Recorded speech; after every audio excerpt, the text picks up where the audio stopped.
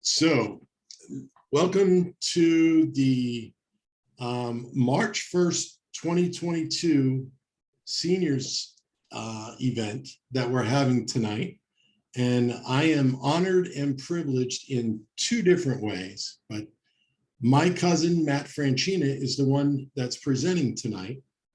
And the other thing I really want to keep everybody in mind is keep all of the people in the Ukraine in your prayers as they are going through extreme tough times at the moment, and anywhere else around the world, but particularly in the Ukraine right now. Keep those people in your prayers and in your mind, as it's a tough time over there right now. Matt, the floor is yours. Hey, thanks so much.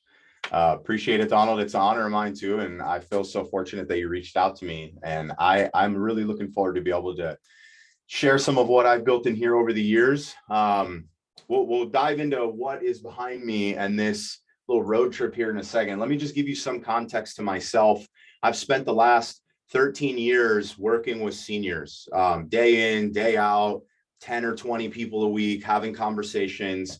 It doesn't mean what I do is exclusive to seniors alone, but I understand the road from wherever it is you're at to where you're trying to get to. I've gotten the opportunity to meet with retirees who, man, they've got it all and some, and retirees who can't find two nickels to rub together, and everything in between that, and a lot of the pitfalls that they've ran into along the way, or the things they've avoided along the way, which, we'll end up talking about that stuff. I'm a licensed financial advisor. I have a Series 7 and 66 license, also a license in about 7 states for insurance.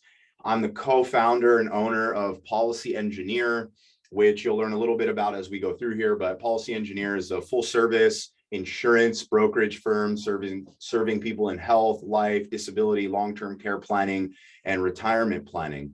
And you'll see up here, retirement roadblocks. So we're going to dive into the retirement roadblocks and what that all looks like. But I want to share with you a short little road trip story.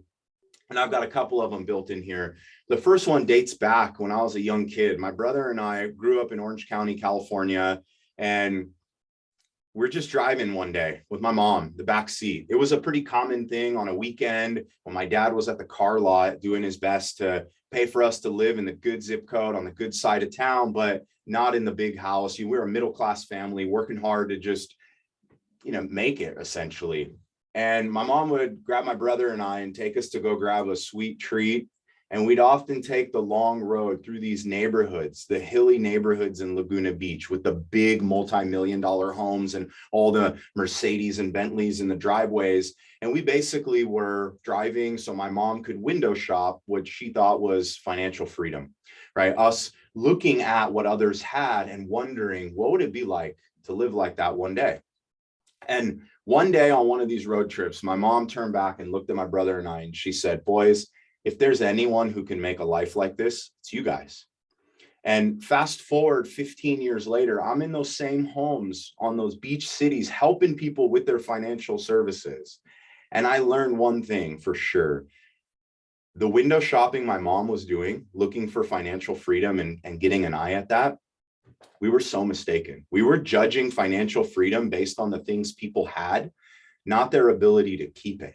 And when I was in the home sitting down with these families, I learned that no matter what neighborhood you're from, there is someone in that neighborhood who is one unexpected event from picking all the pieces up and starting all over again. And so I still to this day remind myself that phrase my mom told me when she said, "If anyone can do it, it's you." But for a long time, I'd ask myself a second question and say, but how? I had no example. I didn't come from money. At most, I had my friends whose parents maybe had made it, and we got to enjoy some of those finer things in life just because I lived near those neighborhoods. But I had no idea how to make it happen. And so I'm here to spend the next 30 minutes and share with you over the last 13 years as I started to ask myself that question. And I've had access to some of the best fund managers, retirement planners, insurance companies in the world. I've gotten access to figure out how you make that happen. And so what I'm going to spend time going over with you today, it's essentially a two-part deal. Part one is what I'm going to talk about with you today. I'm going to go through this webinar and I'm going to give you a high-level overview of stuff. Part two is designed really for a one-on-one opportunity to actually sit down, take another 30 minutes and dive into your own personal situation and find out of these roadblocks, which are the ones that you might face. What are you more susceptible to? So at the end of this, I'm going to make an offer just to let you know how you can make that 30-minute second session happen and get as much value out of what I've learned over this period of time. So we're going to talk about Bill and Jill. You'll see sitting here in the car, Bill and Jill, they're brother and sister. And as they go on this road trip, they're going to face these 7 roadblocks: longevity, inflation, sequence of returns risk, withdrawal rate risk. And if you want a little like joke for yourself, try to say that 3 times fast. Withdrawal rate risk is so hard. Social Security. We're going to talk about healthcare risk and then taxes. So meet Bill and Jill. Bill and Jill, first thing they face is longevity risk. Nobody knows how long you're going to end up living. You might think, the question I ask people is, hey, who's the oldest person that you know? Like really think and say, who's the oldest person I know? And then say, man, do I think I'm going to live that long? Who knows? Nobody can answer the question for sure. But we know that statistics say that if you're 65 years old today, there's a 50-50 chance, a flip of a coin, that you'll live to be 89 if you're a man, and you'll live to be 90 if you're a woman. If you want to retire at 65 years old, that means that you need enough money to last you for 25 years at least, for a lot of people more than that. And you need to be able to keep up with some of these other things that we're going to talk about. So although you have no idea how to predict exactly how long you're going to live, and everyone's trying to find the fountain of youth and see if they can extend that further and further, well, with that said, that means you need more money also. And it's just important that if you're taking notes, you just pay attention and you say, well, how much am I on track to have now at my target retirement? And if I were to live until whatever age you want to guess to, would it be enough? That's the test you can put yourself to right now. But there's a lot of things that are going to affect that we do have a little bit more control over. So this one is a hot button right now, inflation. Inflation is, I mean, we're feeling it right now. This slide a year ago was nowhere near as important or as impactful as it is right now, because we're on track to put another date on this graph here, and it's looking like it might exceed the previous record. So this is showing inflation rates from 1960 to 1920. We've got an average of 2.1% from 2000 to 2019. But when you take into account before that, 1980s, 13.3%, the average is 3.7%. So there's a roller coaster going on here. We are looking like we're facing something like this again. And I can't tell you exactly what it's going to end up being like, but we know it's happening right now, right? I just posted something on my Instagram yesterday. Avocados have like almost doubled in price. In California over here, we eat a lot of avocados because they grow them here. They grow them in Mexico right up the street. But you go to Chipotle, you're about to pay the whole price of a burrito just to add some guac on that burrito, because the prices of everything are going insane because of a combination of a lot of things. Donald, you brought up Ukraine and what's going on there. That's definitely adding to the mix of things, and especially in some different categories. But the reason why inflation matters is because it's going to make everything more expensive. And so if you're setting a target now and you're saying, hey, how much do I need right now to live the way I live? And I'm happy living the way I live in retirement. If I were retired and I lived how I live now, I'd feel happy. You can calculate how much money you're going to need to generate the income you have today. But you have to inflate that number because everything is getting expensive, right? There's a few things that are true. No one's getting younger and nothing's getting cheaper. And so we've got to account for that stuff. So here's some numbers you can use to give you some ballpark stuff. If we take an example of a person who has a $50,000 income need right now to sustain their lifestyle, and we look and say, well, how long is it going to take for that to double? It really depends on the rate of how much faster things are becoming more expensive. At a 3% inflation rate, it's going to take 24 years for the cost of living to double. At a 6% inflation rate, it's half that time. It's 12 years it costs for everything to double. Now we have this fun calculator you can access through our website where it like takes you through this test and asks you, how much was this back then? And it's like a Disneyland ticket. And I'm like, there's no way it ever costs like $49 to get into Disneyland, you know, but it'll explain it. And it tells you how much a Mustang was and a crate of eggs and all this stuff. Well, we're living through a time where we could probably assess will be somewhere in the middle. The average has been 3, but we're about to clock a bunch of additional inflation in there. So don't know exactly where it's going to end, but understand this impacts your situation and it impacts your ability to keep putting into retirement because stuff gets more expensive.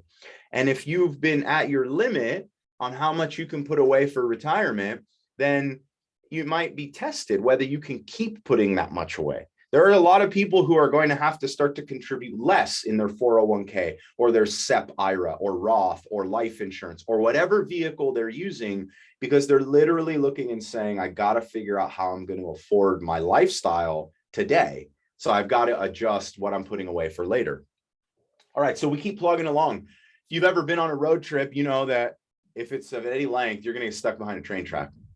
And this is alluding to timing is everything. We're talking about sequence of returns risk. And if you're on a road trip, you know, you get stuck behind a train, it could be an Amtrak and fly right by you. It also could be one of those like Santa Fe Express towing 700 carts of stuff across the country, and you're stuck at a railroad track for like 20 minutes. You listen to like 4 or 5 songs while you're there.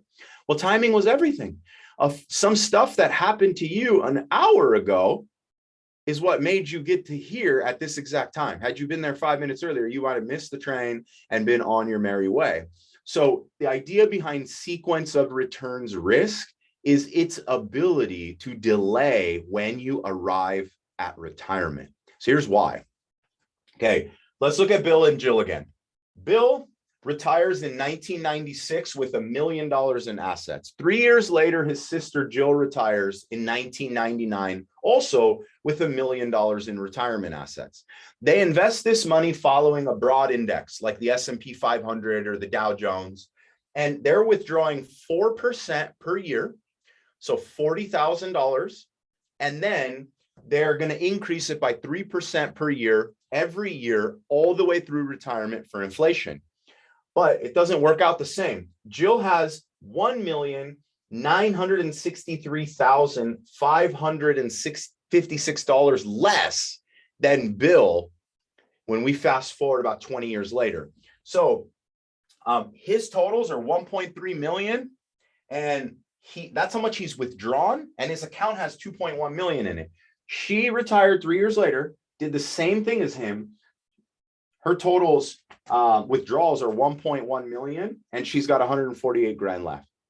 Why, right? You're asking yourself why. Every time I show this slide, somebody asks me, how's that possible if they did the same thing? And it's because the sequence of when things happen to them. Bill retires right here, has about $1 million.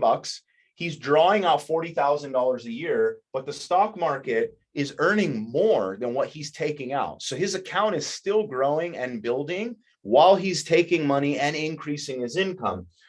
.com bubble pops. For him, that was a few years later. For Jill, it was only a few months later. So she's drawing $40,000 out. Then the market crashes on her. So the market drops significantly. Well, now Bill has like 1.2, 1.3 million. Jill has 500,000 because the market dropped. So we keep plugging along. Market has some recovery. They're moving along. What do we get to the Great Recession, right? The end of 2007, the market starts to decline, declines all the way through 2008 and into the first 2.5 months of 2009. And it's the worst decline we've seen in quite some time. Well, that happens to both of them. But at this point, Jill now has like 200K and Bill has about the million he started with. He's still taking out 40,000 every year plus 3% increase every year. They keep plugging along. The market's about enough to keep sustaining the income that they've been taking out. But because they're raising their income every year for inflation, she's not able to make it. The returns in some of these years aren't enough, and Jill's account value keeps dropping down. And we fast forward there, that's 2019. 2019, that's 23 years after Bill and 20 after her retiring. He's way up there. She's nearly going to run out of money. Who knows how much time she has left. And this is why sequence of returns risk matters. We call this the retirement red zone, this period. This like 3 to 5 year period when you first start to draw on your retirement money it's so important to pay attention to the amount of risk you're taking the closer and closer you get to that timeline of when you're going to draw on it. Because you might think, I'm only taking 4%, but the market drops 30% in 4 months before you can even pay attention to what's going on. Well, you took out 34% now. And then you're going to try to recover, but you're still taking out 4% of the original balance, but you have 30% less money. So now you're taking out like 6.5%. It's not the same. Okay, so we keep plugging along. Withdrawal rate risk. Okay, this is like needing gas. If you've been on a road trip, you know that if you're a lead foot, you're going to use that gas up a lot faster. And now with gas doing what it's doing, you need to be a little feather on the pedal. But you can control it a little bit, right? How much you're taking out based on the lifestyle that you are going to live. And the last thing people want to do is take less money out. I've got this client and she takes 10 grand a month out of her accounts. And then she asked me one year, she's like, I want to up it. I want to take 12,000 out. And I was like, you can do it, but it's like, I might call you one day and tell you, hey, we should cool it a little bit. And then COVID hit and the market tanked in the beginning of 2020. And I called her and I said, you really should take back out $10,000. She didn't even need the extra $2,000. Do you know how hard it was to get her to compromise? She's like, I'll take 11. I'm not going back to taking 10 because she acclimated herself to this extra $2,000 that she could just blow every month on whatever. So I just forewarn, start out slow. When you're taking money out of your accounts, start out with less than what you're going to need. Don't pull out extra because you'll never want to go back. So what happens here though, this idea of withdrawal rate risk, there's a lot of misnomers out there, how much you can pull. And you might be shocked by this, but we're going to show 4 different portfolios here. This first portfolio is showing 20% equities, 80% bond, super conservative. Then you've got 40-60. Then you have 60-40. This is the most common investment portfolio that exists in America today. 60% stocks, 40% bonds. And then you've got 80% stocks, 20% bonds. That would be the more aggressive side.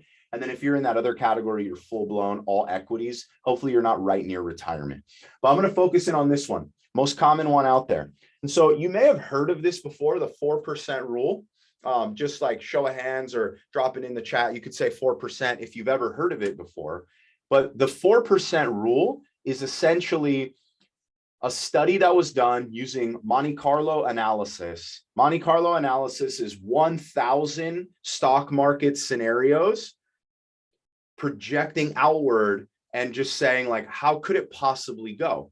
It's said that if you take 4% of your portfolio value every year, that you'll be able to do that and increase it for inflation. And in any stock market condition, 2007 and backwards, historically, you could live through anything. You wouldn't need to really worry as long as you had a portfolio that was blended like this. You could take 4% out and raise it every year, and you'd ride through any of the economic cycles okay. The reason I'm saying say goodbye to the 4% rule is 2008 and 2020 completely messed that rule up. It doesn't work every time now. And so if you're writing anything down, you should write down what probability of success you want to have from your retirement income. You know, everyone on here, I believe, are real estate agents. So you know what it's like to work on commission. You know what it's like to go out and hunt and find the deals and invest in your business and in yourself and in your hopefully retirement planning, whether that's through properties or stocks or a blend of everything. But the last thing that you want to do is have an expectation for what your money is going to be able to do for you, and it fail on that at a time in your life where you're not going to go back to work. When you're 87 years old, that's a bad time to run out of money. When you're 79 and have some health challenges, you do not want to be wondering, how am I going to continue to pay for this lifestyle? Or I need to start to sell off and I need to start to totally change it. That's not the time when people want to compromise. So here's the point. From a probability of success standpoint, if you want a 99% probability of success, meaning even if you ran into 2008 and 2020 in your retirement, in the early years, you went through that whole sequence of returns problem, you shouldn't pull more than 1.9%. Call it 2 if you want. It sounds like not a lot, $1 million to give you $20,000 a year. Now, you guys know cap rates and how compression has happened to cap rates because property values have been going up. So I'm sure you have investors and people who look and say, what do you mean I'm going to make 3.5% or 4.5% or 5.5%? I used to make 6, 7, 8, 9 on an investment property, but it's like we can't raise the rents as fast as the property values have gone up. So if you can take that concept and then apply it into this sort of thing here, that being like your cap rate. Well, if you want an indestructible, under any circumstances, you're never going to outlive it, and you want to be able to have some liquidity, this is what the studies say, the Monte Carlo analysis. Now, I am a believer, though, and it has been proven you can use other asset classes than just stocks and bonds to help this. You guys are promoting that. Being real estate agents and using real estate as part of your investment portfolio will raise this number some, for sure. How much? It's going to depend on the asset class you're in and whether or not you are a prudent real estate investor and you actually raise the rents at the rate you should be. I'm dealing with a client right now who has a San Francisco property. San Francisco is these notorious rules around rent increases and all this stuff. Well, this guy didn't know that. He didn't raise the rent on this tenant for like 15 years. And I met him and I showed him how we can use a qualified opportunity zone or a DST 1031, and I can get him out of being a landlord and he can sell that. The problem we're having now is nobody's going to buy this $1.6 million property that he's charging $3,200 a month rent on, because in that area, he should be charging $6,000 a month, but the rules won't allow him to increase the rent. So he's like stuck. So real estate will help if you do it correctly and you raise those rents like you should. So that's just an encouragement to you and your clients. Keep those rents where they need to be because you need them there for this to work later.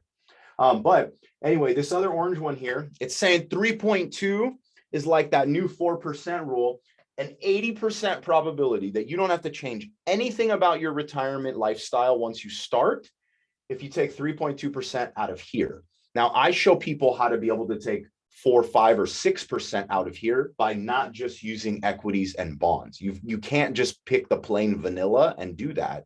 And that's where professionals come into play and make it happen. So anyway, a 4% rule, now it's about a 50-50 flip of a coin, whether you're going to have to change your lifestyle or not.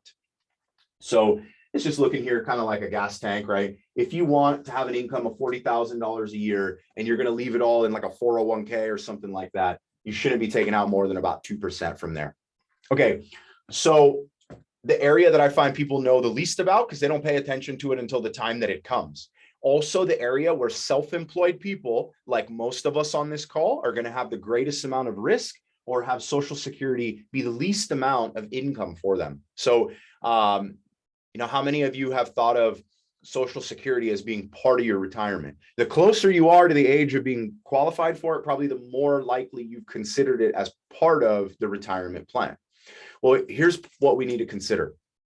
So when you look at Social Security, depending on what your date of birth was, is going to determine when your full retirement age is. So if you're born before 1954 at 66, you can look at the chart here. I can get these slides out to you guys so you can take a look and study this stuff later or screenshot it if you want to see it. But if you're born 1960 or later, full retirement is 67. Full retirement age basically means two things. One is at full retirement age, you can keep making money and take your Social Security and they won't penalize you. If you take Social Security before full retirement age, for every $3 you earn, they take away $1 of your Social Security. So do the math. If you're not full retirement age and you're working and making income, which most self-employed people never quit, right? Because a little bit of effort can still keep returning some money to you. It can cause some impact. But over here, if you wait and delay it, you get these credits. You can delay until 70. Well, let's just say you're born after 1960. 67 is full retirement age. If you push it that extra 3 years, they'll give you 24% extra for the rest of your life. It could be valuable to you to choose to wait a little bit. But what you need to decide is, which type of person are you? Are you the person that says, I want to milk Social Security for as many possible dollars as I can in my lifetime? Or are you the person who wants to have the longest period of time that you get to have the money? So what I mean by that is, you could take it at 62, but you're going to have a decline of 25%, or you could take it at 70 and you're going to have an increase of up to 32, depending on your age. And so you'll see Bill and Jill, this example really hits it home. Bill took his Social Security at 62 and he got $1,500. Okay. His full retirement age was $2,000, but he got a discount and he got $1,500 because he took it 4 years early.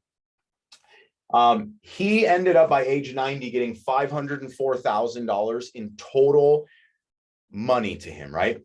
Jill, took it in right here. She had $2,640 and she filed at age 70. She got a 32% increase. And by age 90, she took out $633,000, $130K more by the same age. Now, thank God she chose this route, because her assets are in the toilet, right? So like, she at least picked this decision. But that's the difference between the two. And we get people all the time and they're like, oh, I want to take it right at 62, forget Social Security, I'm going to milk them for all they've got. And I'm like, well, actually, if you want to milk them for all they've got, take it as late as possible and live for a long time. But if you just want to start receiving that money early, you can. I also meet people who take it early and then they find out later, they're like, well, I don't understand. They corrected my Social Security. I'm getting $98. I was getting $2,000. What happened?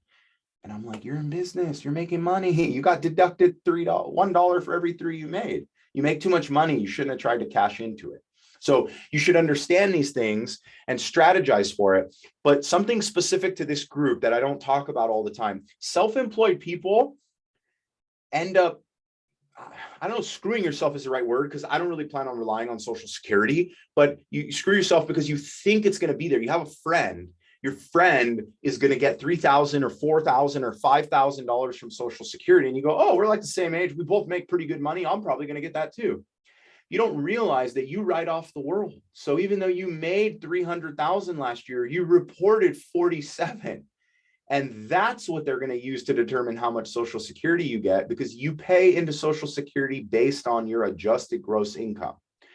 So do not make the mistake of assuming what it's going to be because of what you hear other people make, because it's likely, if you're smart and use all the leverage and loopholes you have as a 1099, you're not reporting everything you make legally, because the system rewards self-employed people and business owners. But you just have to pay attention and say, okay, if I paid 10,000 or 20,000 less in taxes, how am I going to use that money to put it away for myself later, not spend it now? Having 20,000 in savings shouldn't mean that I drive a Mercedes instead of a Chevrolet or something like that, which is all depreciating non-beneficial assets to you. It needs to go into assets. You should buy more of the stuff you sell or more of the stuff I sell, but not the stuff that's sold at retail environments, because that will not help you retire more. So that's the tip for a real estate agent or someone who's self-employed. So now we talk about healthcare, right? Like, Bill is here whipping out his credit card and he's at an auto shop. They're on a road trip. Something happened and he has to get his car fixed. He was not expecting that, but he knew it could happen. So healthcare costs at 65 right now, the average healthcare cost per year is $12,000. At 75, it's $21,000. And at 85, it's $37,000. Now, you might not pay all of that because you'll be on Medicare. You're going to get a Medicare supplement. You'll have that, but that's the cost in the background that's there if you don't insure yourself properly. So you don't hear about that a lot. But where the biggest gap in insurance is, as a senior, Medicare does not pay for, I repeat, Medicare and none of the Medicare health insurance products pay for long-term care costs. Statistically, Medicare says that 7 out of 10 people on the Medicare system will need caregiving before they pass away. And Medicare pays a max of 100 days only for rehabilitative care in a skilled nursing facility. Most people need a lot more than 100 days of care if they go into needing a long-term care situation. So these are national numbers. Where you live makes a difference. If you have a real nice ocean view spot, it's more expensive than if you're in the flatlands of, Kansas or Nebraska. Nothing wrong with either area, but it's just a fact. You're real estate agents and you understand how location, right? It makes a difference. So almost $300 a day for a nursing home with a private room. You're looking at closer to like $100 a day for an assisted living facility. And $92,000 is the national average cost out there. Every person who's in good health has the same three options as to how you plan for this year. You either have enough money and you self-insure. You say, hey, you know what? If I spend 100 grand a year taking care of myself, it's all good. But I bet you know someone who's needed care who didn't have that kind of money and they didn't get the kind of care they wanted. You could leverage an insurance company, plan to afford an insurance premium and leverage their money when it happens. And you just have to afford a premium, but you have to be healthy to do that. And then the third is you could rely on the state. You could do all kinds of asset packing and push it into trusts and get it out of your name and rely on Medicaid and the state to pay for it. But you will compromise the quality of the care that you get because the state will not pay for you to stay at the Four Seasons of caregiving.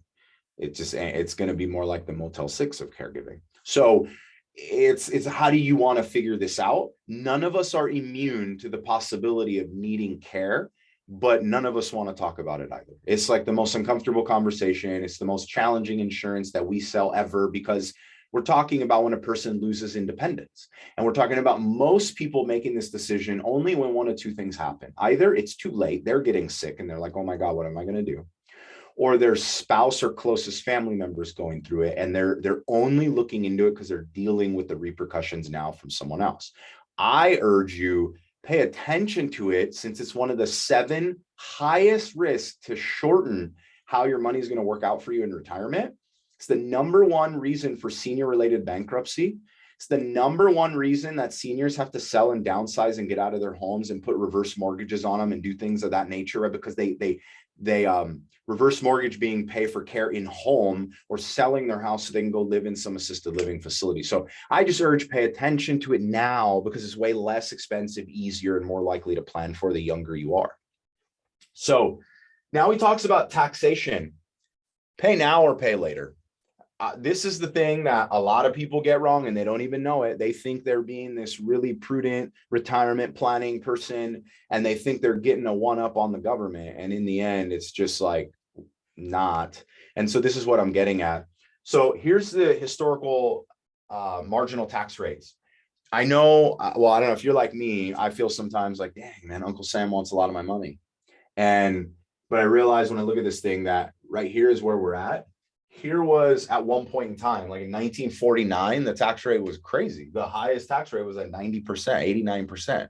And so I'm not hoping it goes back there, but I know that we are packed with a lot more debt than we were in the past. So I don't know how they're going to pay for it. And I think that the current administration would love to add some additional taxes in areas they can, and so will future ones.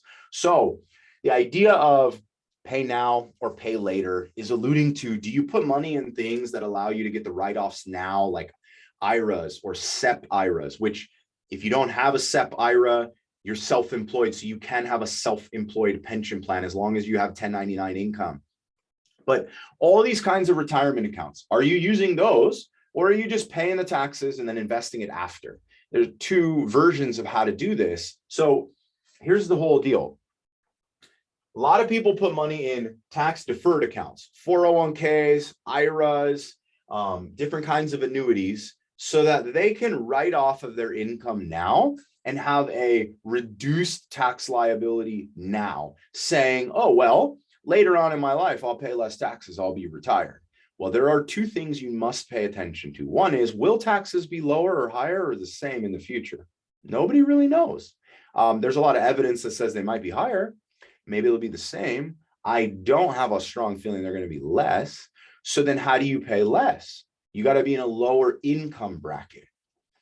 And there are a lot of people, if you made a lot of money and you packed a lot of it away in accounts to save for your taxes today, then when you hit retirement, you have this massive bubble, this massive thing you want to spend. So here's the question to ask yourself. Are you the type of person that wants to live a really peaceful, really low cost retirement. No mortgage, no car payment, not much travel. You want to keep to yourself, hang with the grandkids, and enjoy the simpler things in life. You're not going to cost yourself a lot of money. You can pack it away into retirement accounts, and you will very likely be in that very low tax bracket, and you will just drip the money out of those accounts and use it at a much lower tax rate. And then you'll pass it on to your kids. They'll deal with the taxes. Or are you the type of person who is gonna live a retirement that's exciting, that's fun, that's expensive, right? Are you going to have a mortgage through retirement? Are you going to have car leases and car payments in retirement? Are you going to want to travel and do lots of things, which means your lifestyle is going to be expensive? So you make 200 grand a year now, want to live the exact same life, you're going to need to pull out 200 grand a year from your accounts to live that life.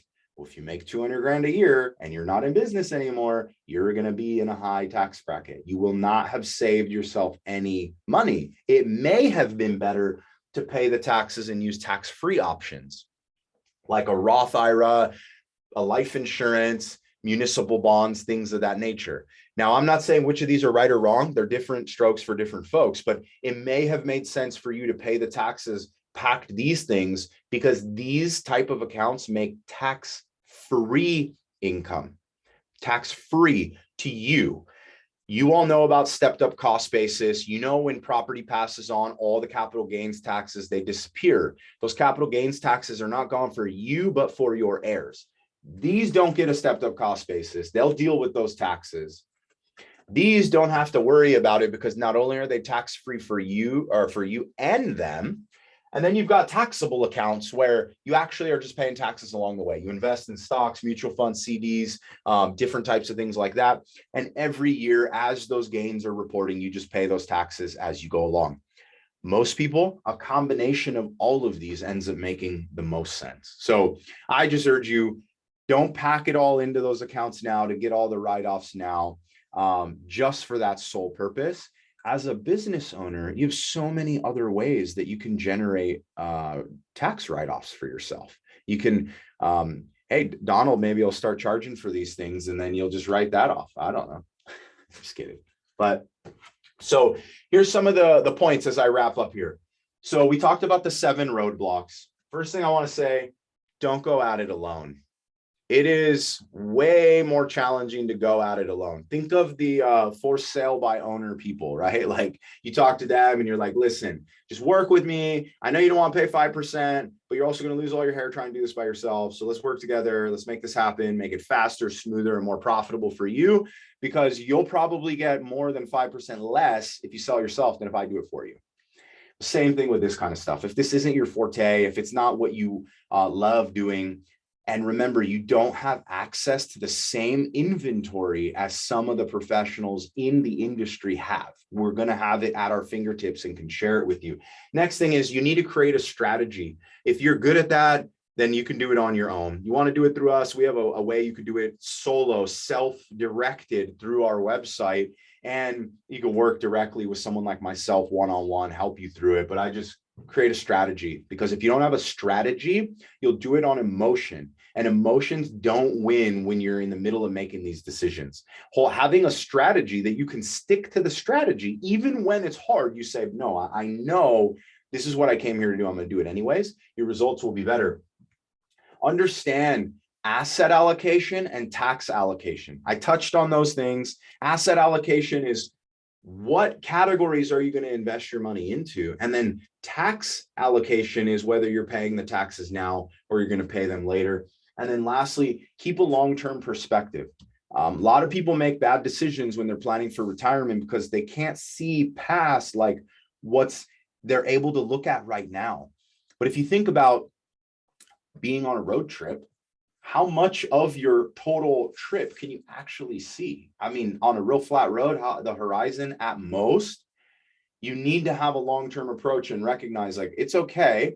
I know it's going to take longer than, or feel maybe longer than I thought, but I will get there. And that long-term approach will help you and it'll make a big difference. So hold on, let me get in my spot here. So if you just go to mattfranchina.com, Okay. If you just go to mattfranchina.com, you can schedule an appointment. We could take care of it. It's about $300 value of what we're going to end up giving you.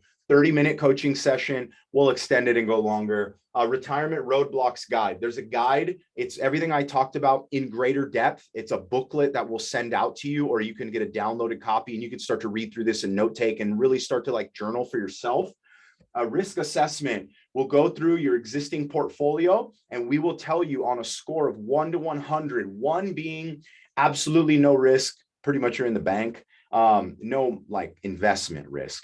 And then 100 being you're full bore in the riskiest things you can be in. And we assess your risk based on behavioral answers and what you'd actually be comfortable with and what your portfolio would do. And then we'll give you this printout and you'll go through the assessment. The assessment will tell you in all of these historical market conditions, how your exact portfolio performs. You can go back and say, what happened in 2020, 2008, in 99, if I held these same exact investments, and it can give you talking points. If you have a financial advisor already, bring this report and say, hey, I don't know if I'd be okay if this were to happen again. And I know I wasn't with you then, but what do you think?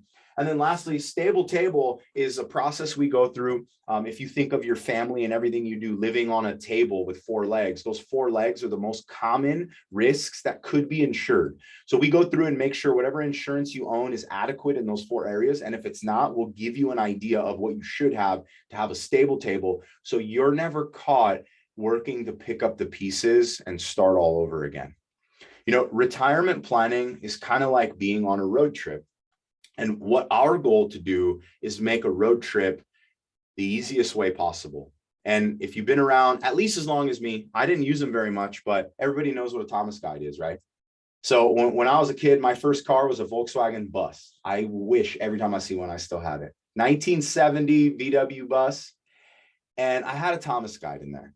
I knew how to read it, but I never used it because I also was of the era. I'd go to the computer, type in the address, a MapQuest, print it out, and I'd have like 3-4 pages on my passenger seat or with whoever was driving with me, and I'd use that. But then you move into the future a little bit more. Navigation started to be a real thing.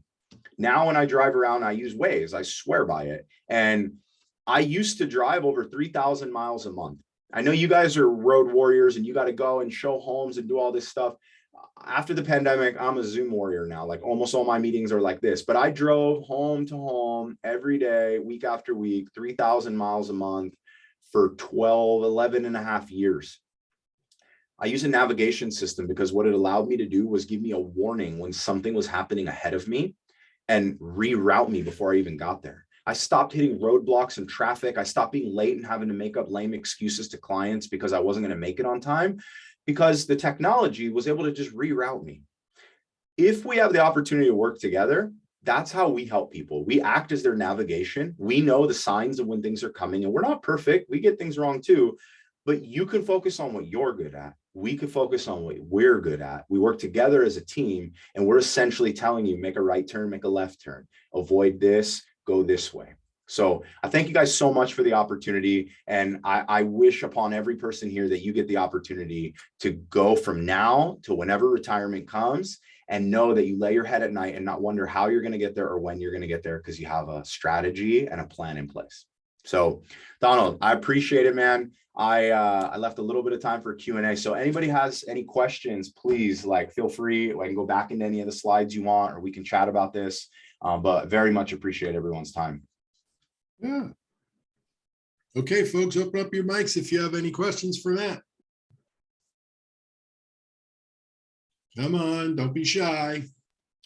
Okay, Matt. Yeah. That presentation was pretty kick butt, but here's what I will say. The little monitor and the way that you handled it with all of your other monitors, nice job. Thanks. Well done. Appreciate really. I mean, I'm impressed by all of it. It looks great. Professional.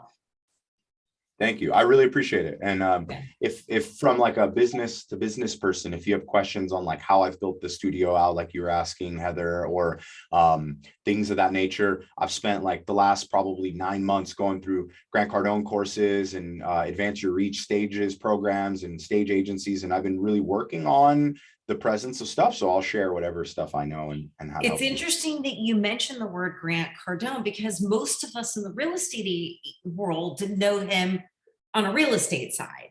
Yeah. However, hearing you tell us that you've, attended them and you're not in the real estate sector, it's kind of fun to hear what you've taken. Well, I emptied all my pockets on Grant Cardone last year. I've attended, I bought in every workshop they offer. I spent like, I don't know, I went to Florida a lot last year. Next week, I'm going to Grant Cardone and Brandon Dawson's 10X 360 program.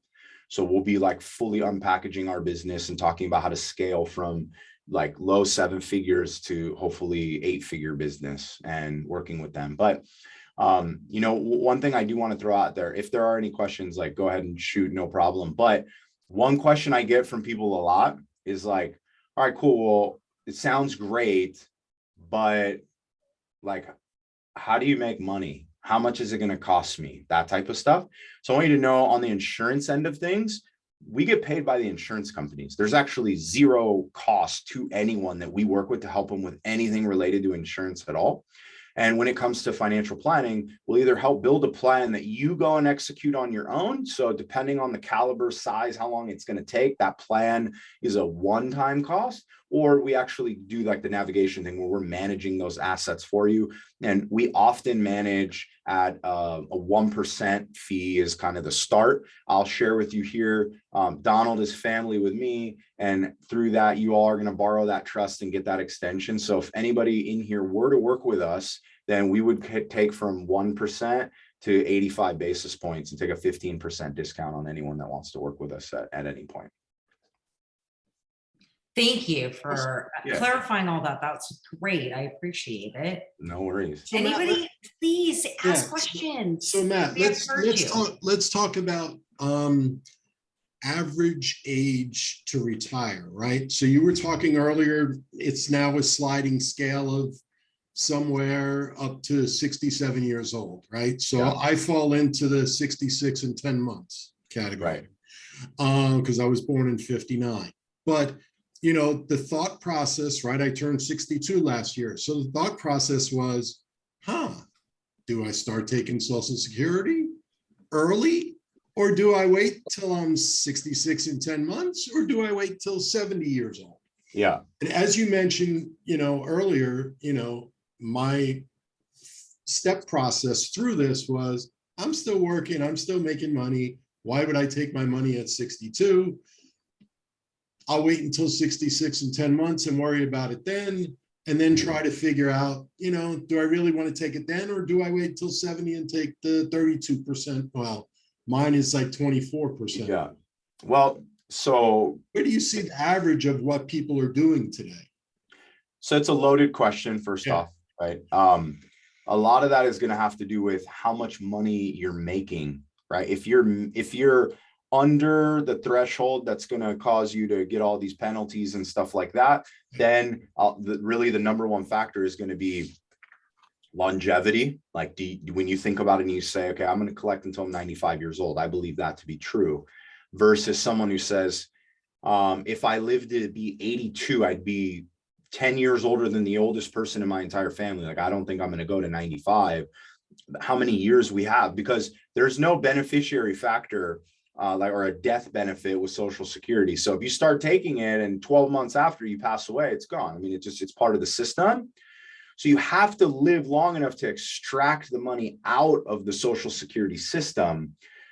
So those are factors that we go over. Like if I meet with a person and I were to break it down, some of my questions first would be, well, how much income are you bringing in, Donald? Because if you're going to get it penalized and it's all going to be taken away from you, you need to wait until full retirement age for sure. That's like a no-brainer. And then whether you wait to get those extra credits, well, you get 8% credit per year. You tell me where you can get 8% guaranteed return every single year for, in your case, a little over 3 years. There's not a lot of places. We could talk about a lot of assets that have returned 8% or more per year, but not that guarantee contractually and say it's not possible for you to get any less.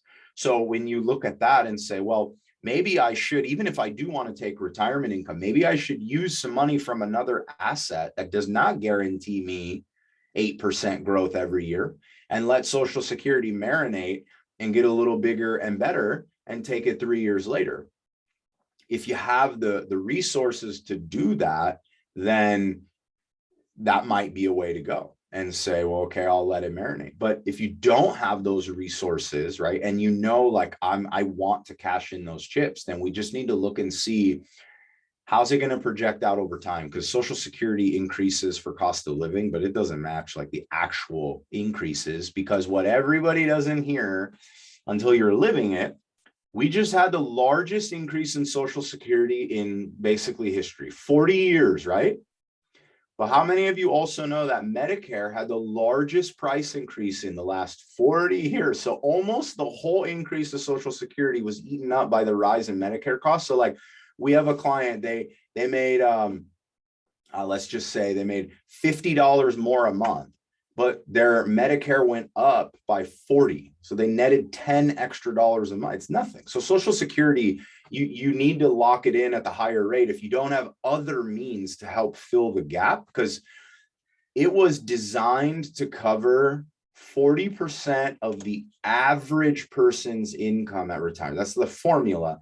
And if the more money you make, the smaller it's going to be, because like they only use the first $130,000 to pay into it. So if you're making 200,000 or 300,000, well, it's not going to be 40% of it. It's going to be like 10% of what you're used to making. So anyway, it's a loaded question. It's a great question. I'd love to elaborate more on it.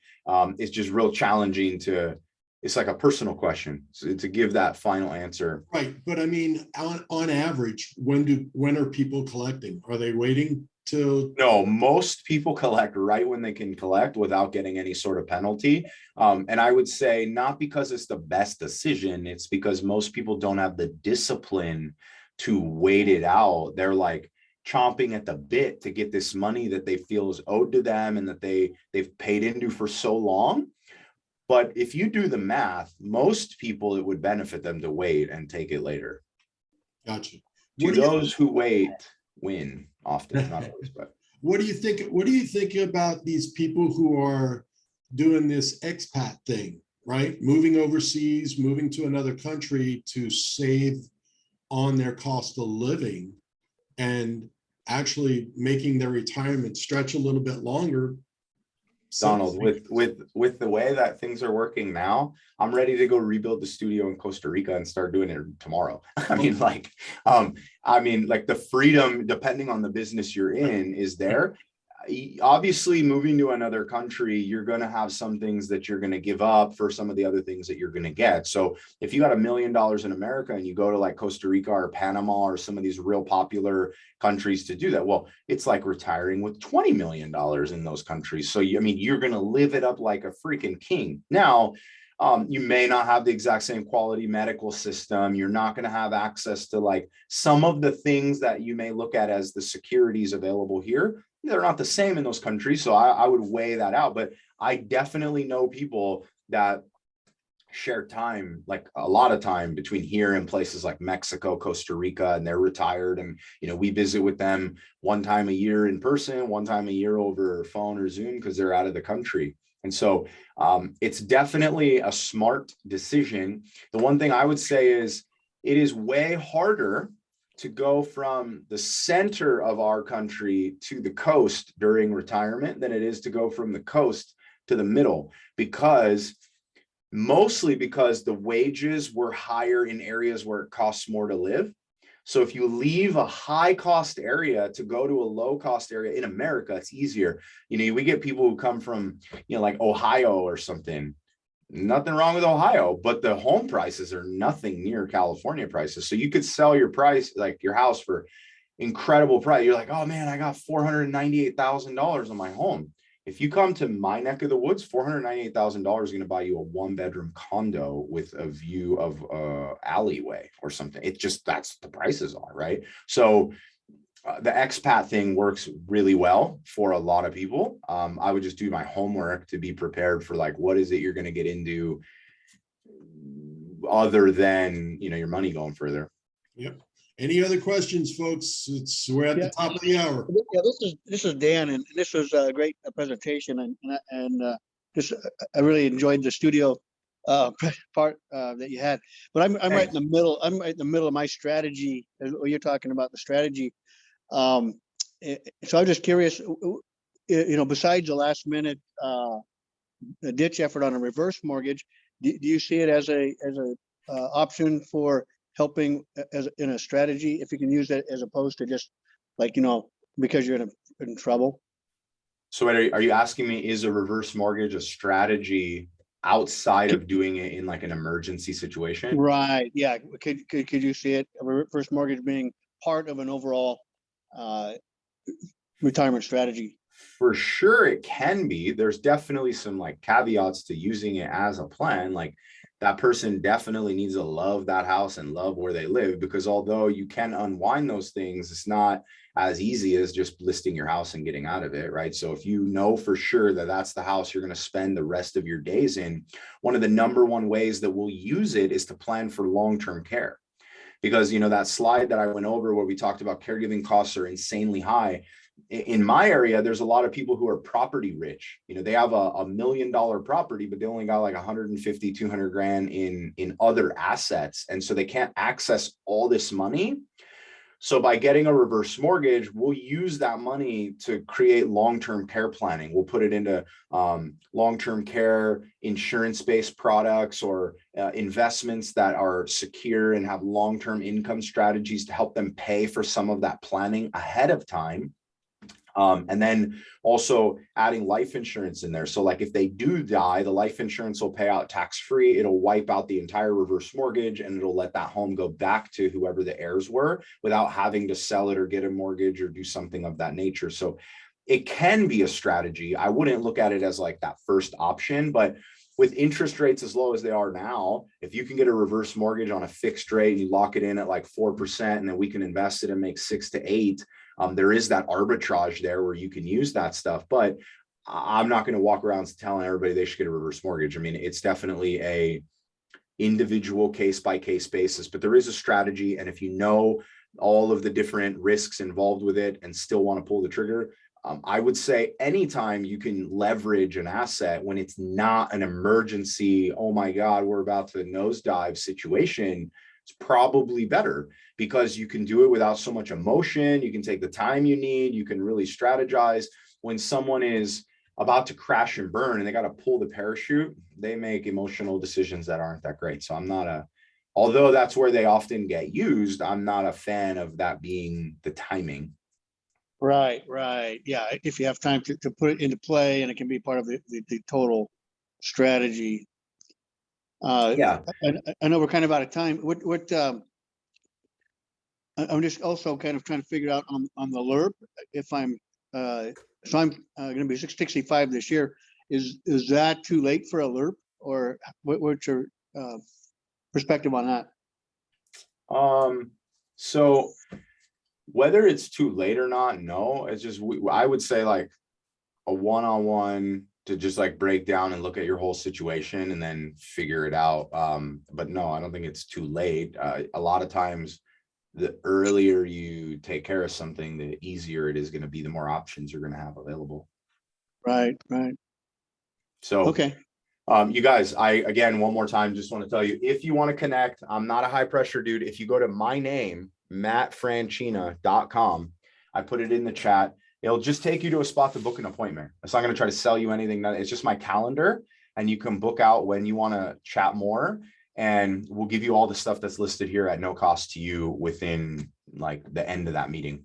But I really appreciate the opportunity, Donald. And if there are other questions, I'm not able to answer them, I'll drop my, we can email these slides out, Donald, if you want, to everybody. Okay. And then you can include my email address and you guys can field off questions to me and I'll return them to you. No problem. That'd be great. Yeah, Matt, thanks for everything. Thanks for the education and the knowledge tonight. And we look forward to one day having you for the second session. Hey, awesome. Cool. Well, I'll talk to you guys soon. Have an amazing evening. I know it's late over in Florida. Yeah. Thank you. I just want to thank everybody for showing up tonight. Yep. That joined us. Thank you so much for joining us. It's recorded, so if you missed any of it, Donald will have it on our YouTube channel and in Facebook and Workplace. We are going to see you here next Tuesday. Yep. Awesome. Have a good one. Thanks, Hey, take care, everybody. everybody. Thank you Alright. very much.